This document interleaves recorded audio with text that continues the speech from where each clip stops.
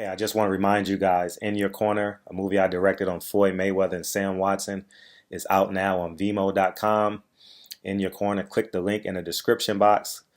Uh, and I would genuinely love and appreciate you guys' support. And don't hesitate to leave a comment and let me know what you thought of the film. And again, I From appreciate you guys' Taekwondo, support. from And enjoy the video. karate, to boxing, to Brazilian Jiu-Jitsu, to freestyle wrestling.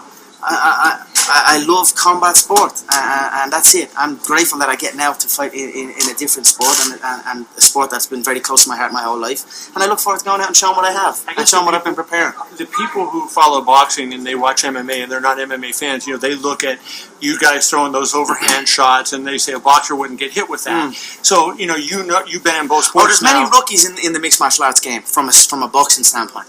There's many rookies in the mixed martial arts game from a kicking standpoint. There's many rookies in the mixed martial arts game from all disciplines, because there's so many disciplines. But you best believe if you see a guy and he's moving like this and he can't box or has no rhythm or flow, you best believe if he gets a hold of you, he's skilled in other areas that can beat you in seconds. So that's the beautiful thing about the mixed martial arts game. There's so many ways to win a fight, and you've got to respect all styles of fighting, because there's a time and a place for every single style. It's just about implementing it at the correct time. So I don't think you can compare me to the mixed martial arts boxing that everyone thinks this is. And I think that's where they might have made an error in this selection. They might have thought this is just an MMA guy, and they've seen MMA guys come through the gym and spar in their camp. But I am not that. I am a different level altogether. And I think it's only as the fight is coming close, and only then they come face to face with it, they see the confidence, they see the different approach, they see that they've made a grave error, and that's what I believe, and that's what I will show on August 26th. Your kicks are such a big part in MMA of setting things up. So you take that away, you would think that's one weapon you don't have to set up punches. So how do you overcome such a significant loss? Like I said, I've been boxing a long time. They all try and close the distance. They all try and get a hold of me. They try and always close the gap. And make no mistake, Floyd is going to try and close that gap as well, because that's all he can do. He's going to try and close that gap and pray that I fatigue, pray that the movement stops, and he can get a hold of it. But it's going to be too late by the time he even has a moment to do that. He's going to be his brain is already going to be shook. His money is already going to be took, and his name is already going to be in the Undertaker's book. That's a Joe Frazier quote. So this is what I've been dealing with my whole life. They come, they try and do what they're trying to do, but it's too late by the time they try and do it. So that's it. Did you see Lomachenko reach out to you on Twitter? Yeah, he's a 120. What's the weight? 120? 130. 130. Southpaw. He's not applicable to this camp. So that's it. So I don't know what that was about. I mean, also he was cut and banged up from the last fight. Just a little promotional thing, I think. And that's why I'm like, hey, sign that Rigo fight. Get on that if you want the big money. I mean, what did he get? What was his money? Do you know what I mean? Like, what? He's supposedly one of the pound for pound guys right now. I mean, you need to start making these fights and putting yourself out there, not tweeting something when you know you're never going to be brought in here at 130 pounds on a southpaw when I'm facing an orthodox. Conor, you did the alley shuffle a lot today. So I'll give this lady a go.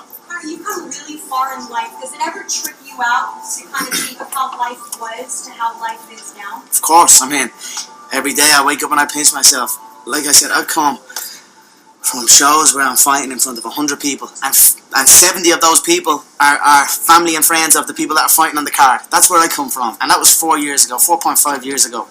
So I've come a long way, and it's been one hell of a journey. And I always take a step out of it for just half a second, look around, be grateful for it, get back in and carry moving on forward.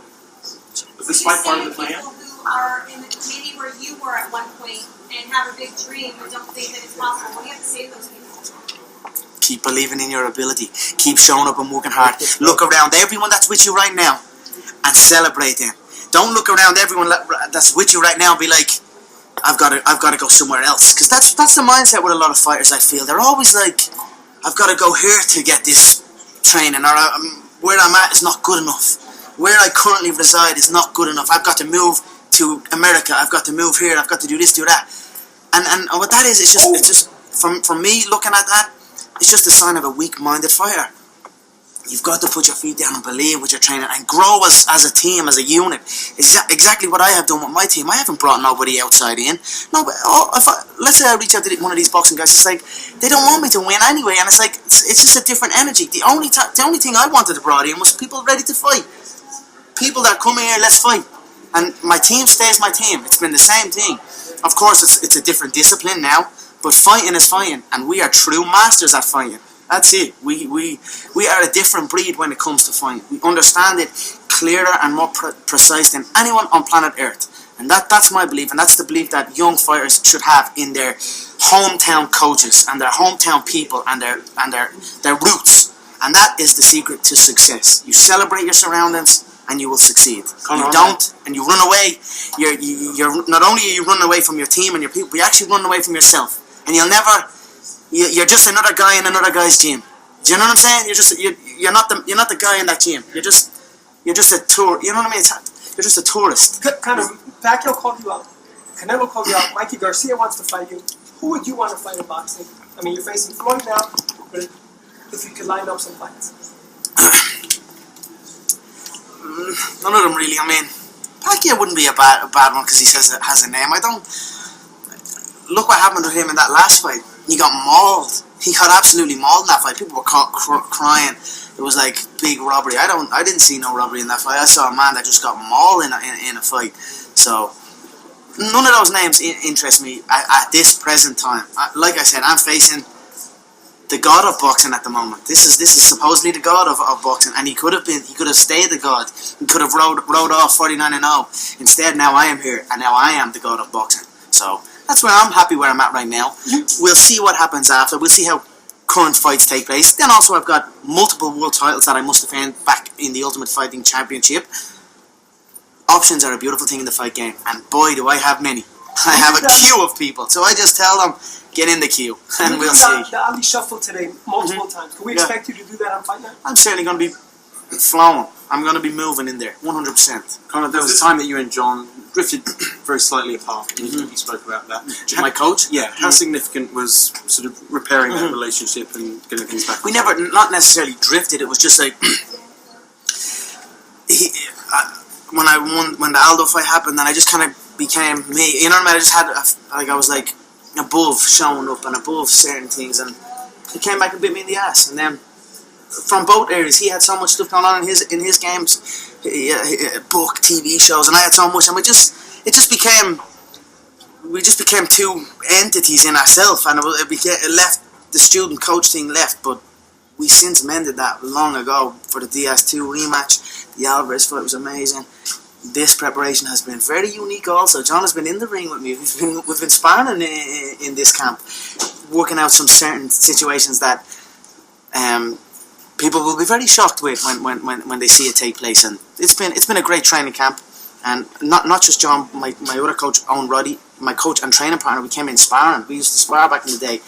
He was a great fighter himself. Now he coaches and he holds paddles, and it's more like a training partner relationship. And you know, then I've got my cardiovascular trainer, the Dr. Julian Dalby. He's a former cyclist. He comes in and he's been instrumental in building the gas tank as well. You know, we made so many errors in the Diaz 1 fight that we corrected for the Diaz 2 fight, and then we came up with the program, the McGregor Fast Conditioning Program, and I've seen mad gains in my performance, in my fitness, and also my ability to keep going. Usually what used to happen to me was I'd show up and I'd just run into a brick wall.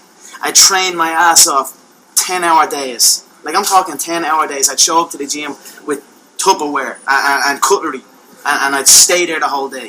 And it was like, I'm never truly actually trained, and I'm never on or I'm off. I'm just kind of like a buzzing light. That's what we say. The light's never on or off. It's just buzz. So, and eventually you just run into a brick wall. Your body drains, and then you become overtrained. You get sick, and that's what happened in the Diaz 1 fight. I got badly sick 10 days before that fight. I didn't say nothing about that. I just kept it to myself. I was badly sick on antibiotics and all because I trained so hard for it, and I ran myself into a brick wall. But all these things have been corrected, so I've been able to, rather than before where I go whoop, and hit a brick wall and then go back down, I've been able to just kind of slowly, steady rise up, and that's since the Diaz 1 loss, and up until now we've continued that. Did you ever think about like aligning with someone like Freddie Roach or Abel Sanchez or one of those boxing trainers just to have that voice in your ear during this? Or you want to be the unique Conor McGregor? No, it's not. It's not that I'm above that. Of course, we take in what people are saying. We listen to certain things, but from how people perceive the fight and their words that they use about the fight, there's an energy, and some people are coming in just for a name or just to be a part of it for their own, not to actually be a part to go and do it. So there was some people we were considering, but at the end of the day, I just want, for me in this camp, I just want people that were lacing them up, sticking the gum shield in, and fighting. The referee for me was critical in bringing in. And the ring, the correct ring size, the correct canvas. But the referee was critical because we must understand the rules. We must understand how long the referee gives us in the clinch, what things get flagged, and certain things like this. So that was the route we went, and it's been great. There's been no outside interference. There's been no crazy energy in it. It's just been the same as it always been. My team, and we've been focusing, and everyone, because it's so different, everyone's has a lease of life that we're doing something new, and everyone's doubting us, everyone's writing us off, and that's motivating and energizing, and that's what we have experienced in this camp. How has fatherhood changed back a little bit, please? Just a little bit to the right. Thank you. How has fatherhood changed you as a fighter and a man, especially heading in this bout? Yeah, I mean, it's certainly. I am in awe of my little son. I am in awe. Where can I go? Yeah, it's okay. No, it's all right. I'm good. I'm good for a bit. I am in awe of my little son. Honestly, like, I'm looking at him and I'm like, the other day we were comparing pictures side by side of when I was that age and he was that age, and we're like identical. And I'm like, yes, because we're like, he's gonna look exactly like me. He has my name. He's carrying my, it's a legacy. So I'm just in awe of my little man. As far as how it's made me as a fighter, it certainly made me more focused, more disciplined. I must be disciplined. I can't slack off. I can't float around and do what I used to do. I must train, recover, go home, look after my boy, rest, train again, and it just keeps life more structured for me. So it's actually helped me as a fighter and as a man with business and with training. Everything's more structured, and that's the way it should be. That's the key to get to the high level. You must have structure. So it's been eye-opening and amazing, and he's only 3 months, so that, so much good times ahead. So we're very, very happy, very proud, myself and Dad. Life is good. Life is so good. Conor, Two more questions. Floyd told us yesterday that he could see the confidence in your eyes during the tour. Where does all that confidence come from? My confidence comes from my work ethic. That's it. I know the work I'm putting in. Like, I will be back here. It's now 7:20. I will be back here at about 11:30, which is 6.5 hours post the previous workout. You must take 6 hours. You must take a minimum of 6 hours to replenish the glycogen levels. You can't train 5 because the glycogen levels don't restore. It must be a minimum of 6. So we'll be back here about 11:30 tonight. We'll do a second workout, and we're preparing correct, and we're preparing hard. That is where my confidence comes from. My confidence comes from hard work, and that's it. So Floyd is correct. I am a confident young man. That, with the fact that if I really wanted to, it wouldn't take me very long to dismantle him, limb from limb. So that is also an added bonus for me that maybe previous boxers that went against him couldn't have, because they have no other skill set that could dismantle him. They just know how to box, and they cannot beat him with boxing. So that's it. Me, I can beat him in many ways. I will beat him with boxing, but I can also beat him many other ways as well. So that's where my confidence. What he has been saying recently is, "Oh, you look good in the gym. Wait until the lights. Well, let's see under the lights." Yeah, let's see under the lights, because that's where I thrive. I thrive under the lights. I'm no stranger to this. He's been on one side and I've been on the other side, and we've been just going like this. So he's witnessing a man who's experienced this already. So. Speaking of that, then, this promotion with the pay-per-view, the closed circuit, the ticket sales, the merchandise, food, beverage, all that. Who's winning the promotion, and the value of that? This promotion. Who's winning the promotion? Yeah. If it ain't for me, what's going on? If it ain't me scheduling full-on fights in the gym for you all to talk about and debate or my skill set or my approach, it's just Floyd in a roller disco, or it's just Floyd at the bleeding Gucci store. You know what I mean? I'm the one that's bringing this all the way home. I'm the one that, all on them world tours, who went viral? I went viral multiple times in that world tour. The fuck you suit, the mink coat, the money, even he tried to throw the money on, and it was like, I went viral because the money, it was like it was raining money above me. So, you know, it was, it's been all me, and that's it. And I will collect every single dot of this. I am in on everything, the food, beverage, the gate, the pay-per-view, the whole lot. When this fight is done, I will sit back, I will collect my show money, and then I'll go start counting everything else. And I'm getting into that 100 million range and taking what I'm owed. And then we will see what's next after that. Think it'll break the records? 100%. Of course it will. It will break all records, gate and pay-per-view. You've been branded in the media as entertaining, whereas Floyd's been branded as arrogant. Why do you think that is when you guys have pretty similar personas? I wouldn't say as it depends what media you're listening to. I've been called arrogant as well. I've been lambasted multiple times by the media, and he's as has he. This is just the nature of the business. I think we've both received it, good and bad, at an equal rate. So that's it. We are going to go in and we are going to fight, and we'll see who the better man is on the night. Thanks, guys. Last question. Excuse me. Yeah, maybe. All right, thanks so much. I appreciate it. Thank you. Thanks so much.